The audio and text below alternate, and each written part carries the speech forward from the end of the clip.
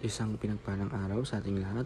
So, ngayong araw is May 2, 2024. So, ngayong araw is ipagpapatuloy lang natin yung ating nasimulang series ng ating devotion. So, bago natin simulan ang series ng ating devotion, muli muna nating balikan or papiyaw na discussion dun sa kakatapos lang nating series na tinalakay nitong nakarang linggo. So, yung series na tinalakay natin nung nakarang linggo, ito yung renewal and transformation in Christ. So, nung dating tayo na wala pa kay Kristo, is tayo yung talagang sagana sa flesh. So, yung mga ginagawa natin sa mundong to, kung ano lang yung gusto natin, kahit na mali, ginagawa natin to dahil ito yung nakakasagana or likas sa atin na ikakatuwa sa bundong ito. Pero nung tayo ay nakikristo na, is tayo ay gumawa na ng mabuti or alam na natin yung mga tama at mali ayon dun sa kanyang mga utos or dun sa kanyang mga salita. Inaaral na natin yung mga salita niya, kaya tayo ay nirenew ng ating Panginoon. Tayo ay binago, tayo ay naging born again, tayo sinilang ulit sa pagkatao bilang isang Kristiyano. So, ang series na tatalakayin natin ngayong araw is ito ang God's Sovereignty. So, God's Sovereignty, ito yung napaka-powerful ng ating Panginoon na lahat ng isang click niya lang, isang kindat niya lang is magagawa niya na lahat. Ganun ang kapangyarihan ng Panginoon. Excuse me.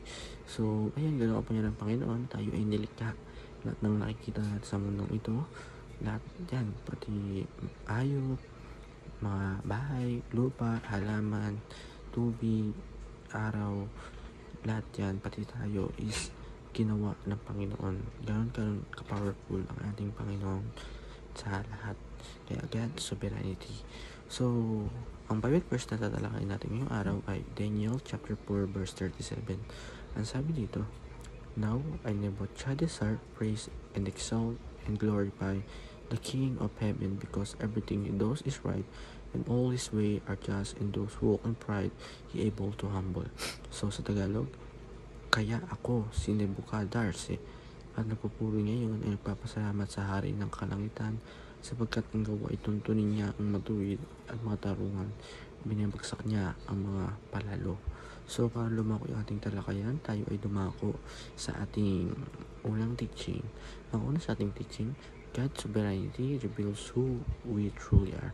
So, sa sovereignty ng Panginoon ay, o kapangyarihan ng Panginoon is nare-reveal kung sino ba talaga tayo. Kung ano ba tayong katotoong katangian natin dito sa mundong ito. Kung sino ba tayo? Kung ano ba yung totoong tayo? Number 2, God's sovereignty demands worship.